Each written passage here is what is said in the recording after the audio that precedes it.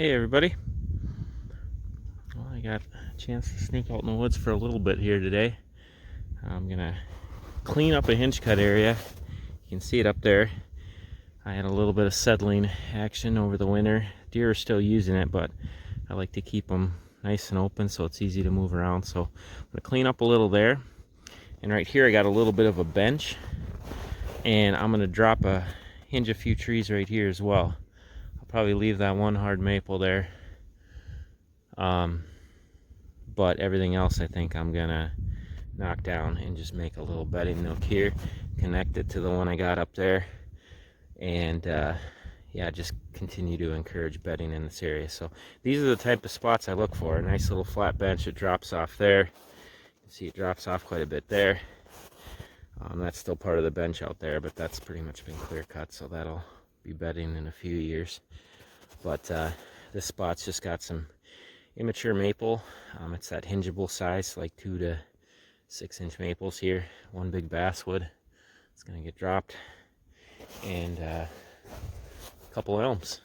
So only probably a 30 by 30 yard spot, but we'll end up encouraging a little bit more bedding here, and then I'll just kind of take it right up into there and clean up what I got down over there. So I will check back in when I'm done. Alright, here's the follow-up. Actually didn't cut a whole ton of trees. More just went back into the hinge cut area I already have over here and did some cleanup.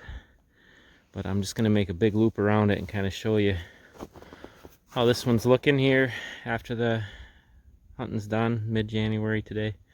Yeah, I had to do quite a bit of cleanup, but I'll show you where I started. The video will walk that direction. I cut a little travel corridor here. You can see there's already a really good trail, but there's a lot of junk kind of dangling, and I just want to keep that deer flow right here because there's a shooting lane for a rifle stand this right up to the four-wheeler there. It goes like that off to the stand that's over there. So I want to keep the flow going through that shooting lane. But here's a little travel corridor I cut. A lot of little neat spots deer could bed down in here too. I mean, this is a fallen down treetop. There's a spot right in there deer could bed. Lots of good escapes. Big log right up there. Anytime I have a big log, I try to clear the space so deer can bed there, because boy, they seem to like those trees that are like 2 feet in diameter. They make great little bedding spots. Even spots up there the deer could tuck up and in. They're kind of in a little escape that cuts out that direction. I am going to come back in the summer and do a lot of cleanup here because this area was logged. There's a lot of trash down. Last year I did what I could, but I have a lot of cleanup work to do. I want to cut these trails in here so that the deer can move around freely and spray down some trails. I ordered my ground clear the other day, so I'll have that for the summer. And I was reading again, it does have a residual of up to a year, so it should keep the trails nice and bare dirt. Seems like when you can start those deer trails and get them to bare dirt, the deer will hone in on them, and they should be able to pound them down and keep them worn, well worn. So here's where I started the video. Like I said, I didn't end up hinging a lot over here. I got that big basswood down right there, notched it. You don't hinge a massive tree like that. And I just made it's probably only going to be 2 or 3 decent little beds with what I cut for new trees. There's a perfect spot right there. I'll go sit in it and I'll just show you why this would be a good spot. So again, this will be the buck's view. So you can look out this direction. Northwest wind's coming from over there, so he can scent check over there when he's sitting here. Kind of look out over the valley. Got a nice backstop right here, but he can easily escape by just jumping over that. So it's kind of that room with a view that we talk about when we're making beds. I don't know, maybe a doe would bed here too, but it's just kind of the end of a point here, so looks a little like a buck bedroom. So I cleared it out. Still had that nice trunk. I've said in other videos I've actually went and found the beds of bucks I've killed, and they love bedding up against those trunks. So, all right, so I did a little hinging over here, a little cutting. Another spot where I'm going to create a bed. I'll come back in the summer, right back tucked up in here. Got to show elm are maybe my favorite tree to hinge, because they always hinge perfect. I mean, look at that hinge. They just make an awesome hinge. It's nice and thick. Too bad we got Dutch elm disease, so over time they'll probably all die. But they do make a phenomenal hinge. Alright, so we'll get up into what I have already cut in years prior. So what I did today was I'd look where the deer tracks were. It's awesome doing this in the winter. Check where the deer tracks were. And if there were spots they weren't going, I asked myself why. And pretty much every time it's because it's either too narrow or tree settled, or they just feel too boxed in. So I cleaned it up. So it was a good trail cutting right through here, as you can see. But right here, there was nothing.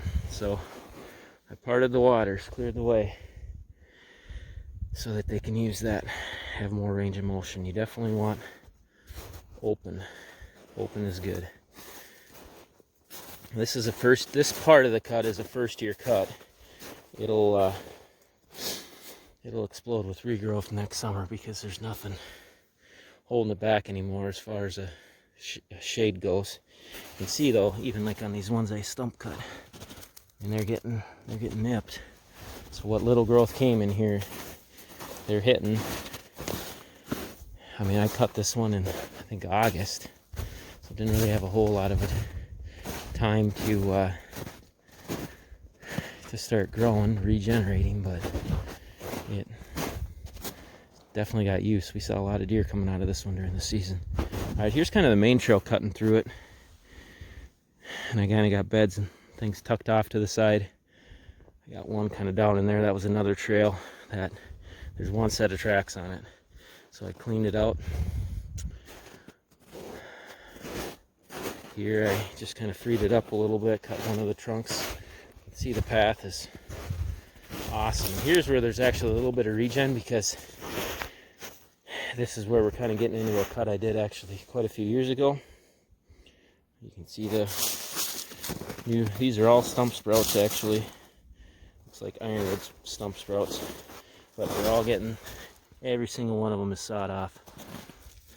So I do flush cut plenty of trees, because when you flush cut a tree, that whole root system is feeding that stump. So it's super dense in minerals. I mean, there's way more nutrient content in those stump sprouts than probably anything else that you can give a deer. That's why the MSU Deer Lab calls them mineral stumps, because they're literally chock full of minerals, and that's why the deer hone in on them. You can see that all these are little stump sprouts. They're all getting sawed off. So the deer know, I mean, they know what they need. So they find these little stump sprouts and they hammer them. All the new growth in here is getting ate. So I think this spot was the first hinge cut I ever did, and you can see you would think, I think it was 5 years ago, I think. I mean, you would think that it would just be blown up right now, because, I mean, pretty good hole. I punched a pretty good hole in the canopy up there, and the deer have kept it in check every year. So now with logging, the thought is that this will finally start to kind of blow up a little bit, because they're going to have ample food next summer.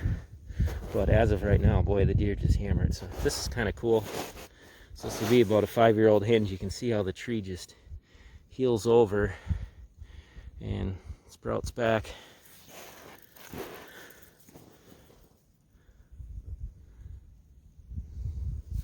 But, I mean, this would be a 5-year-old hinge, and it looks plenty healthy. That's why I like to vary my cuts too. This one was about chest level.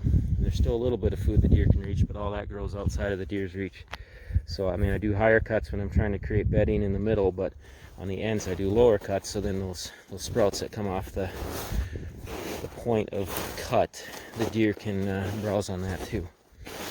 So try to keep as much browse at their level as possible, but I do vary my cuts. I do higher cuts because the deer love to bed under those higher cuts all year round. So here again you can see there's a lot of tracks in here. And like I said, today I just did a lot of trimming, did a little trimming on this trail. There's not much for beds in here right now. Deer kind of bed wherever during the nighttime in the winter. The daytime they're in the thermal cover, as I've said in the past, but at night they'll kind of bed just within 50, 60 yards of the food. So here's where there is a lot of beds. So there's about a dozen of them kind of scattered, wrapping around right here on this point.